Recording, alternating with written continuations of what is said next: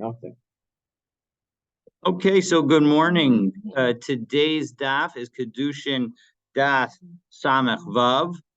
We are at the top of Samech Vav, and yesterday we concluded with three statements of Abaye. All of them are about what happens if there's only one witness. We know that in general, in Judaism, you need to have two witnesses to establish something. But what happens if you have one witness? So we're going to talk about three cases. So the first case is if one witness says to somebody that you ate chalev, the improper fat, you ate unkosher meat, bishogeg, by accident, not intentionally. You thought it was kosher, but you ate, but you intended to eat, but you didn't intend to eat that particular piece because you thought it was, because it isn't kosher, but you were thinking that you were eating a kosher piece. So, and the person then remains silent. They say nothing. Well, then the witness is believed, meaning that the person needs to offer a sin offering. Not only can he, but he must offer the sin offering. And indeed, the issue is that in that situation, you might have thought that because there was no witnesses, and there's a prohibition about bringing a korban that's not required. So as a result, maybe you'd say, no, he shouldn't bring it because there was only one witness. No, we say that when the person is silent, then that's considered sufficient for there to be for the person to have to bring the sacrifice. And this raises the question: is what's key the person's silence in addition to the single witness, or is the single witness enough even if the person were to disagree? But the bottom line is it seems like that we need the person's silence, and so in that situation, when the person is silent, so there's some kind of admission. Is it a full admission, a partial admission? That's debated in the Rishonim, but the point is that there's some kind of admission associated with it. Similarly, case number two is where one witness says to someone, your tahor foods became tameh, and the person's silent. So then the witness is believed, meaning the food is treated as tameh. And if one witness says to somebody, your ox, had relations with a human being, and so as a result, Rashi tells us it's not usually if an animal has relations with a human being and there are two witnesses, so then the animal needs to be destroyed. But in this case, the animal doesn't need to be destroyed, but it cannot be used as a sacrifice. And so the person again remains silent. And so again, the witness is believed. So now we're going to pick up with an explanation of why we need all three teachings. Utsricha, this is the fifth line down, second to last word on the line on Samach Vav Amud Aleph. Utsricha de'i ashme'inin ha'kamaisa, because if we only had the first case, if we only had the case about the eating chaylev case, so ilab de kim le benafshe de avad, we could say that why is it that we believe the one witness in that situation? It's because if, in fact, the man knew that wasn't what he did, so then chulin ba'azara lo hava maisi. If he knew that he did not, in fact, eat chaylev, or was even unsure about it, he wouldn't want to bring an accidental korban into the courtyard of the Beit HaMikdash. He wouldn't want to bring something that is actually not supposed to go into the Beit HaMikdash, because unconsecrated animals are not supposed to go in. And if this animal, if he's not actually subject to the sin offering, so then this is really an unconsecrated animal. Aval nitmu tarosech. But when it comes to just his food becoming tameh, so then meimar amrinan hay deshasik the savar chazi le b'mei tumaso. He might think that, listen, just because I happen to now have to eat this food when I'm tameh, because now that we've called this food tameh, so I can't eat it in all situations, in all places. That's fine. I'll just eat it in those situations where I'm tameh anyway. So v'ia, and so that's why maybe you might have thought that in that situation we would not believe the witness. So and that because we have an explanation for his silence, so we say no. Even in that case, if he's silent, we're going to believe the witness. And if you told me only the case, the additional case of the food becoming tameh, Mishum de Kamasidle Bimei Taraso. Well, then he has some lost when he's tahor because he's not going to eat it then. So the food is less valued. Aval shora nirba. But if you have this ox that had relations with a human being, Meimar Amar Kol Shavarim Lav Galagabi Mizbeach Kaime. He might say, listen, all of my animals are not going to be sacrifices, so I won't offer this animal as a sacrifice. So there's virtually no loss to me in the statement. And so as a result, again, maybe you might say that because he has an excuse for not saying anything, maybe we'll believe, or maybe we won't believe the one witness. And we say, no, nonetheless, we're going to believe the one witness, and therefore it's stricha. All three cases were necessary. So, ibailahu. So we asked the question. We talked about eating chalev. We talked about food becoming tameh, and we talked about an ox having relations. But what about the following case? Ibailu ishto zinsa be'edechad. Now we have a case where a woman was told that the man was told that his wife had an adulterous affair with one witness. The shosek, and the man remains silent. So mahu, what do we say? Do we say that that's sufficient to undo to prevent the man from being able to stay with his wife, or do we say no? It's one witness, so that's not enough. Meaning, does his silence contribute to the situation or exacerbate the situation? So Amar Abaye Neman. Abaye says he's believed. Rava Amar Eino Neman. Rava says he's not believed. Havi Davar Shebe'erva ve'ein Davar Shebe'erva Palos Mishnayim. As Rava explains, the reason that he's not believed is that when it comes to things that involve marital relations, we say that you need to have two witnesses. Well, Amar Abaye says, no, minam and aminallah. How do I know that what I'm saying is right? Well, let me tell you. V'dahu samya dahavi misadir masniyasa kamei de marshmul. Because there was a blind person who taught Mishnayos or Tanaitic texts in front of Shmuel. Yom Echad Nagale below Havakase. One day he didn't come; he was late. Shadar Shlicha Abasrei. So Shmuel sent a messenger after him. Ada Azul Shliach Bechada Orcha Asa Ihu Bechada. So while the messenger went on one road, the blind man went on another. The Kiyasa Shliach. When the messenger finally came back, Amar Ishto Zinsa. He said, listen, I went to your house and saw your wife doing something she shouldn't have. Your wife was committing adultery. So Asal Kameh Mar Shmuel. So the blind man came in front of Mar Shmuel and he said, Amarle,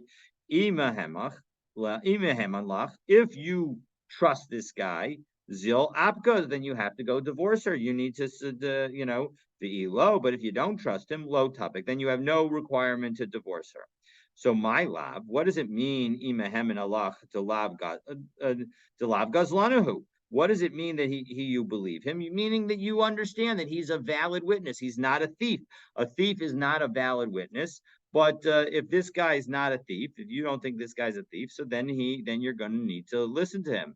But so therefore we see that one witness along with some kind of silence is going to be sufficient to undo the marriage. That seems to be a good proof for Abaye. So Rava, what does Rava say in response?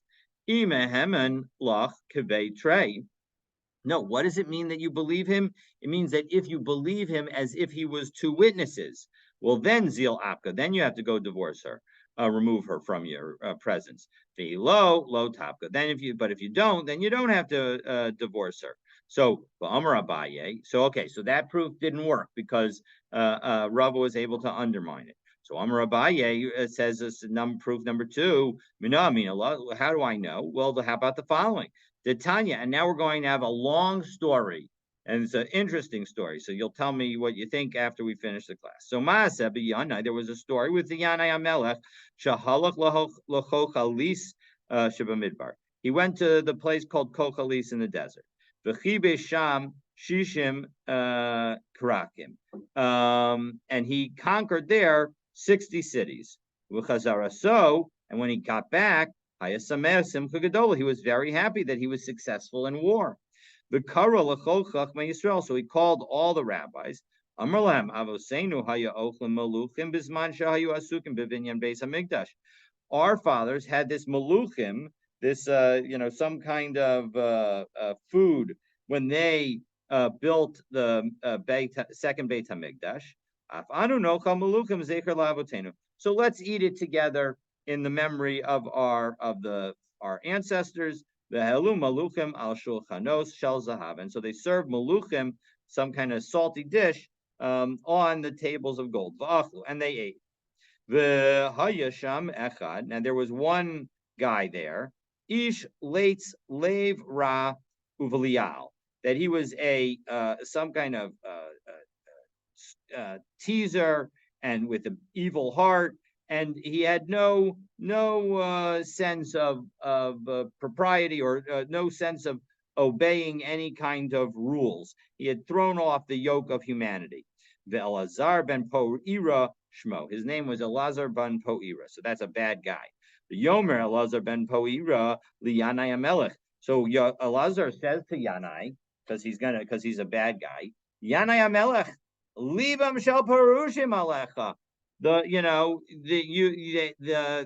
The hearts of the rabbis are on you. They've fooled you. So Rabbi Yanai, so the king Yanai says back, well, what should I do? So hakam lahem b'tzitz shebeinenecha. Come to them with the tzitz, the special garment worn by the Kohen Gadol.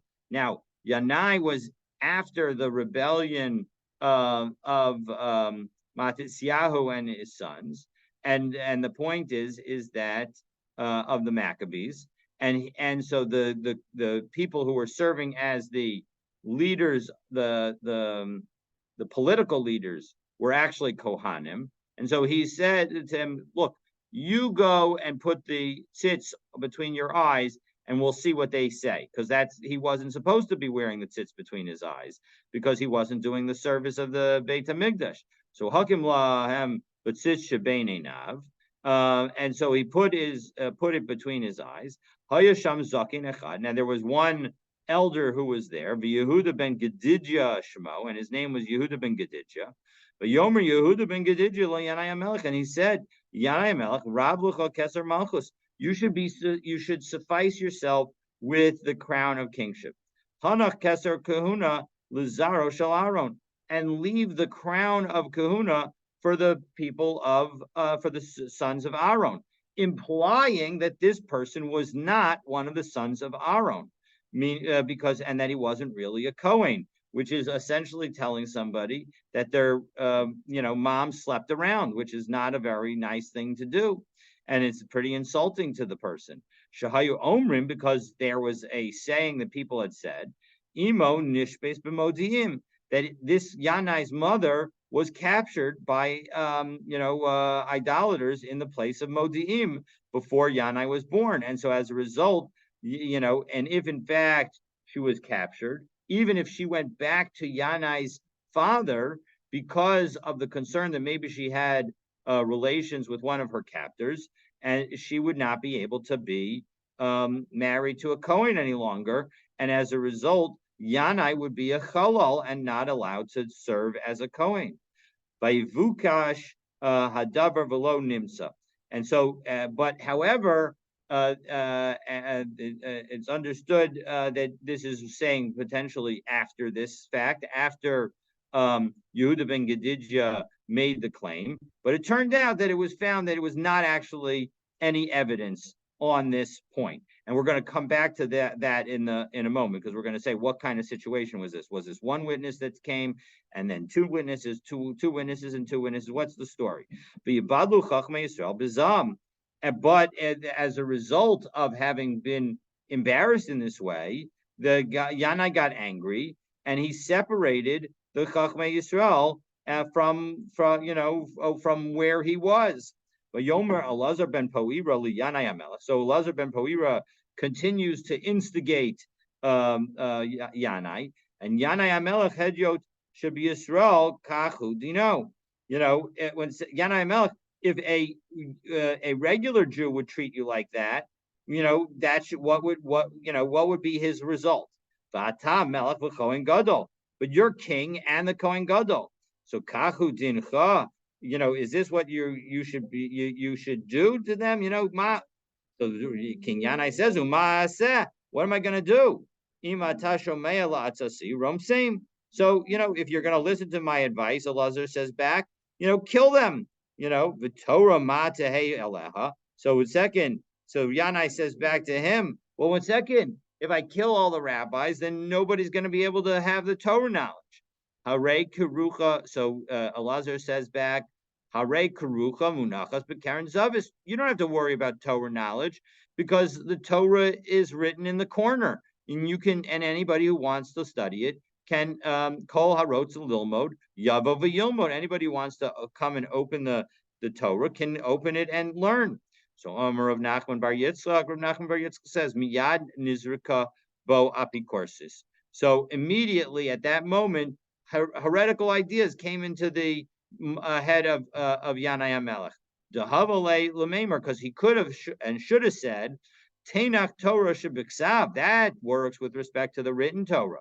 But Torah Shabal Peh, what happens with the Torah Shabal Peh? Because if you in fact kill all the rabbis, then there's no way to convey the Torah Shabal Peh.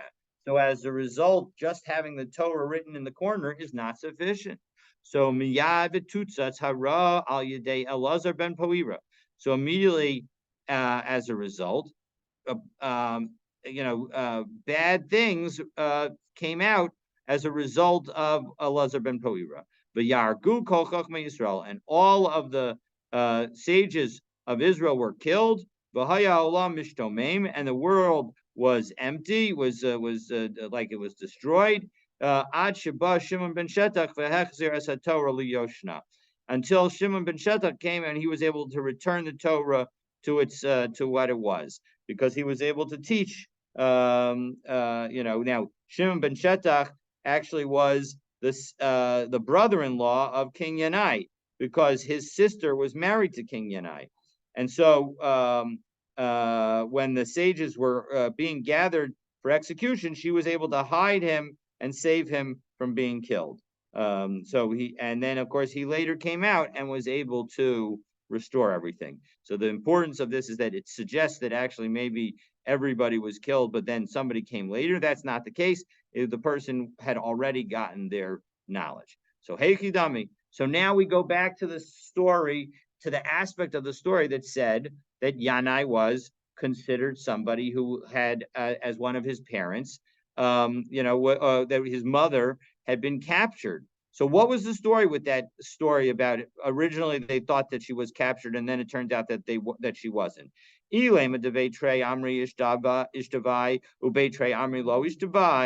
going to tell me 2 witnesses says she was captured and 2 witnesses says she was not captured, why are we believing more the later witnesses who say that she was not captured? They're equal. You shouldn't believe one more than the other. Ella be'ed echad. So as a result, Abaye says to show that his proof is right, must be that it's one witness. The time of lay betray. And why was that one witness not listened to? It was only because 2 witnesses later came and contradicted him. Halav haki, if it weren't for the 2 witnesses that came later, meheman, that single witness would have been believed. Doesn't that show, Rava, that 1 witness is sufficient in this situation where nobody is going to say anything in opposition? The Rava says no, it does not in fact show that. Abaye la'olam treu trey. Really, we can say that these are 2 witnesses and 2 witnesses. And how do we understand the 2 witnesses? And it's like Rav Acha ben Rav Menume says, but that when the 2nd witnesses came, they weren't just saying the opposite. They were saying that the first witnesses were actually with them at the time that they said that they were testifying about. And so as a result, they could not have seen the thing that they testified about. And so therefore, the first witnesses get canceled. And that's why we're not going to believe them, and we're going to just throw out their testimony completely. So hachinami be'edi zazama. So to here we can say we're talking about Edim Zomim, false, witnesses that have been testified about being false witnesses. Or alternatively, you can say, Kid Rabbi Yitzchak, like Rabbi Yitzchak, the Amar Rabbi Yitzchak, Shivcha Hiknisu Tachteha, or the two witnesses that came later give us a greater understanding. So the first two witnesses say that yes, that Yanai's mom was actually captured. But the second two witnesses say it is true what the first two witnesses said, but they didn't see what happened next. And what happened next is that she was freed, and another woman was brought in. A slave was brought in her place. So as a result, Rava has in fact answered the two questions, and so now it's Rava that goes on the offensive to explain why his position is correct. V'Rava la'olam treyu trey. I'm sorry. Amar Rava. Rava says, as we turn to Samach Vavam a bit, Mina Minala. How do I know that what I say is true? It's not because we have another story in another brisa. So Amar Rabbi Shimon, Maisa b'Megura shall diskim b'Yavne. There was a story with respect to a mikvah in Diskim. The mikvah of Diskim in Yavne. Presumably this is the name of a person. And so what happened?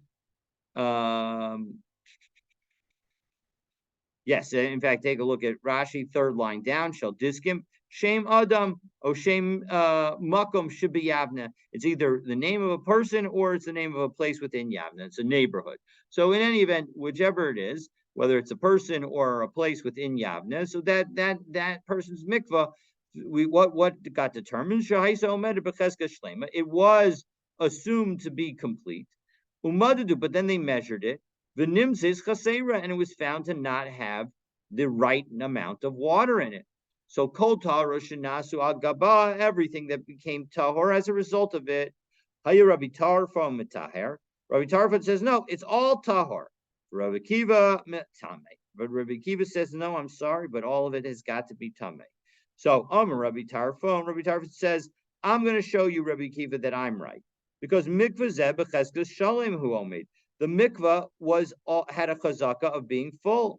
Misapek ata uva lechasro. And now, because of some kind of doubt as to whether or not it was full at that time, you're going to say that it was lacking. Al techasorenu misapek. Don't consider it lacking as a result of a suffix. So Rabbi Akiva, no, you're looking at the wrong thing. You're looking at the mikvah, but take a look at the item that was put in the mikvah. Adam tamehu. The person who went into the mikvah, he had a chazaka of being tameh. That's why he's going to the mikvah. So misafek ata uval taro, and you're going to use a doubt with respect to the mikvah and enable him to become tahor. Al titarenu misafek. You can't cause a tar or something as a result of a doubt. So Amar Rabbi Tarfon, Mashal Omer Umakriv al Gabi Amizbeach. I'm going to give you an analogy. If the analogy is to a Kohen who's offering sacrifices, V'noda Shehu ben Grusho ben Chalutza, and then it turns out that this Kohen was actually the son of a divorcee or a son of a Chalutza. Well, that makes him a Chalal. That makes him invalid for service. And yet, Sha'avoda Sok Sheira. And yet we say that his avoda post facto, b'di'eved, is valid. So Amar Rabbi Akiva says again, your analogy is not perfect. Mashal omed umakriv al gabi mizbeach. No, you're right that it's comparable to some Kohen that's offering sacrifices, but we're talking about a different situation. Minoda shehu balmum. We're talking about a situation where the person had a blemish. Sha'avoda so psula. His avoda would be in not kosher, even b'di'eved. So doesn't that show that I'm right? So I'm Rabbi Tarfon. You compare it to a person who's blemish. Vani demisiv leben gerusha leben chalutza. I compare it to the son of a divorcee or the son of a chalutza. Nira lami domet. Let's see to whom it's more comparable. Because if you say like me that it's more comparable to a divorcee, the son of a divorcee or a son of a chalutza, meaning that he's a chalal, nedunenu keven gerusha over keven chalutza. Then we should say that it's the same law as the son of a divorcee or son of a chalutza. And im doma levalmum, Nidunenu l'kevalmum. And if you're right, and it's more comparable to a Balmish Kohen, then it should be then we should judge him like that. So Hidchel Rabbi Akiva ladun. So Rabbi Akiva then came to give his logic. Mikvah psula b'yachid. When it comes to a mikvah, it can become disqualified through a single witness. Uvalmum psula b'yachid. And similarly, a balmum can be disqualified for the single witness. But when it comes to a halal, the son of a divorcee or the son of a chalutza, his disqualification requires two witnesses, and so as a result, that shows that that's why Rabbi Akiva says that he's correct, that it's more like that the comparison of a mikvah is more like a blemished kohen. And moreover, davar acher, there's another point that I can make to show that a mikvah is the situation of a mikvah is more like a blemished kohen than a halal kohen. Mikvah psula begufo. The disqualification of the mikvah is within the mikvah itself, meaning that the mikvah itself can be measured and determined that it doesn't have enough water in it. Balmum psula begufo, and similarly the balmum, the disqualification is in himself. You just look at his body and you can see. Whereas when it comes to the chalal, who's the son of a divorcee or the chalutza, his disqualification comes from the actions of others. You can't see the disqualification in his own body on himself. So Amrle Rabbi Tarfon, upon hearing these two arguments, says, Akiva kol aporish mimcha kaporish min hachayim. Anybody who separates from you and doesn't have the opportunity to learn from you and doesn't have the opportunity to benefit from your wisdom, it's as if they're separating from life itself. So, obviously Rabbi Tarfon in the end agrees with Rabbi Akiva. So now let's close the loop. Oh, sure. Mark, can you go downstairs, please? Do you mind going downstairs? Yeah. Okay. Yeah. Okay. So no worries. So we're going to so now let's finish the proof. So hi balmum shepsul b'yachid. So when it comes to the kohen whose disqualification is through a single witness, so hey chidami, what's the story? What's the situation? If we're talking about where the kohen is contradicting him, so mimehemin, are we going to believe the witness? No, of course not.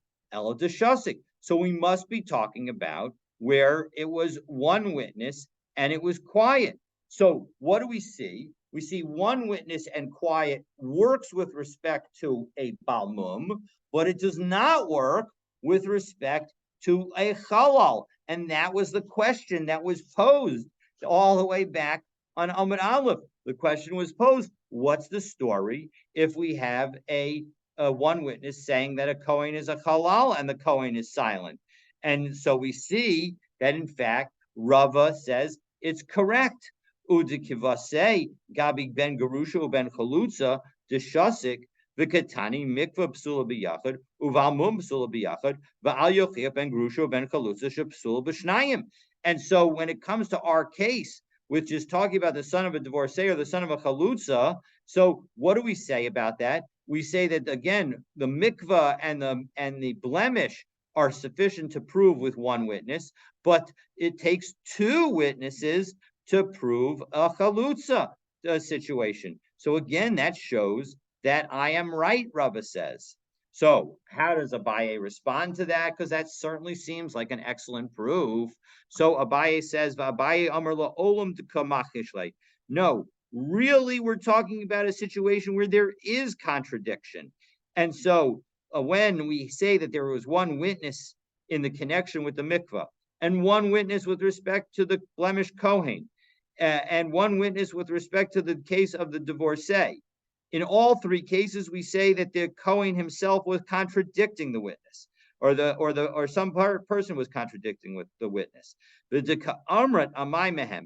now you're going to ask, well, then why is he believed with respect to the blemish, but not with respect to the situation of a divorcee or the son of a divorcee of a chalutza, meaning a halal situation? because the Amar Lay, because the witness, the one witness can say to the Kohen, Shalach Achve, come, go out and show us. Meaning, the point is that if the person is a Balmum, then it can be shown. And Tosos here highlights, if you take a look at the second Tosos of Samach Vavam Mebet, Shalach v'achve, Targum shall the Hivshit, Vishalach, meaning, the meaning is go take it off and come out. So Mikan, and from here, Yesh Lochiach, we can show the Kol Davar Sheyachal Lehit Barer, if something is capable of being shown to be true, Eid Echad Ne'aman Alav, Vafilu Eid Echad Machikisho, that when one witness says that something is true, even if another witness says it's not, because we can determine it definitively through observation, that one witness is going to be that is going to say that something is true, is going to be sufficient.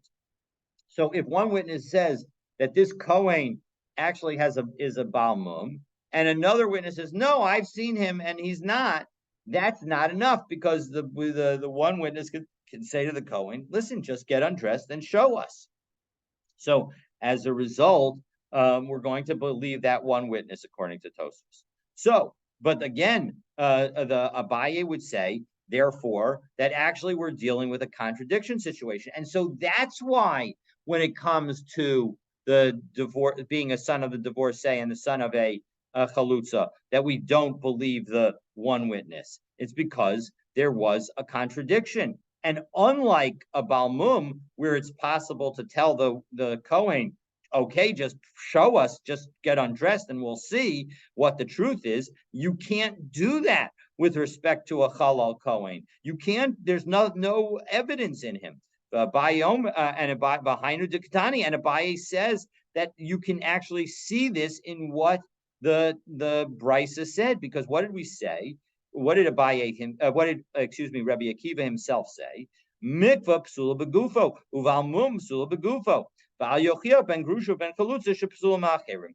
That it is that precise point that Rabbi Akiva is making when he says that the issue with the mikvah is in itself, and similarly the issue with the blemish is in itself. And so that's why one witness, even who's contradicted, will still be sufficient. Okay.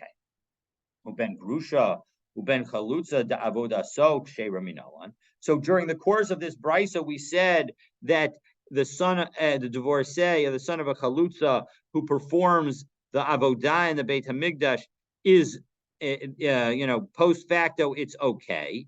Amar Rav Yehuda, how do we know that? So Amar Rav Yehuda, Amar Shmuel, the Amar Kra, v'haisa lo uzaro acharab.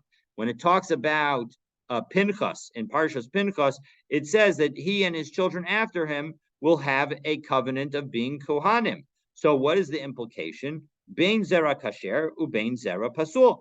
They will have a covenant of being Kohanim, whether or not their children are kosher, meaning whether or not whatever relations they have with even with a divorcee or a chalutza, the child is still a kohen on some level, and therefore even his avoda will be okay bidi avad. So Avua de Shmuel, Avua, the father of Shmuel, says no, that's not the right pasuk to cite, but rather mehacha. Barech Hashem chelo ufoal yadav tirtzeh. That bless his belongings, Hashem, and the deeds of his hands accept. So this is a pasuk in Dvarim at the end, Parak Lamed Gimel, pasuk Yud Aleph, where it says bless, and so the implications of accept his hands, implying accept them, even his sacrifices, even if it turns out that he is a halal. Afilu chulin shabo tirtza, even the halal kohen, their sacrifices should also be accepted. And Rabbi Yanai says mehacha. Amar Rabbi Yanai mehacha, from here. Uvasa el hakohen asher yiyeh b'yamim hahem. Also from Dvarim, this is Dvarim Parakaf Vav pasuk Gimel, that you have to go unto the kohen in those days. This is I believe this is talking about bringing bikurim. So and v'chitalel datcha she'adam olech etzel kohen shelo haya b'yamav. Could a person ever go to a kohen that wasn't in his days? Elazeh kasher v'nischalel. But rather, it's talking about both a kosher one and somebody who then became halal. So the point is that's who you went to. Meaning, when in his day he was okay, and so as a result, even as long as he doesn't do it lechatchila, the implication being his offerings will be accepted. So now we've shown three ways to prove that a halal service is kosher. Now we go and we show only one way, that the Balmum, his service, even post facto, even b'diavad, is going to be pasul. So Balmum da'avoda so psulaminal. And how do I know that his service is not valid? Amar Rav Yehuda Amar Shmuel. So Rav Yehuda said in the name of Shmuel, da Amar Kra, L'chein and more hineni nosin as brisi shalom. That again, going back to the psukim in connection with Pinchas, that we say that Hashem says that he gave to Pinchas a covenant of peace. So what does shalom sound like? Kashahu shalem. He has to be shalem. He has to be whole. He has to not have any blemishes. Below kashahu chaser, and not when he is missing something. One second.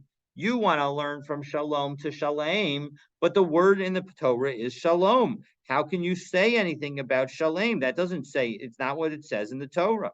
So Amar Rav Nachman, vav de shalom ketiyahi. The vav of the word shalom is cut off. And so as a result, since that vav is cut off, it shows that we should learn from that word without the letter vav in it. So if we remove the letter vav from shalom, you get to shalem, and so that shows that you need to have a complete kohen in order for his service to be valid. So we'll stop here at this Mishnah, and we're going to now, the Gemara is now going to transition to the issues of yichus and questions of pedigree, and determine how do you determine who's a kohen, who's a Levi, who's a Yisrael, and who's a mamzer, etc. Who are in each of those cases. So, but for that, you're going to need to stay tuned to tomorrow's daf. Have a wonderful, wonderful day, and look forward to continuing our learning tomorrow. And may all of our learning be for the merit of the Jewish soldiers in Israel who are fighting to defeat Hamas.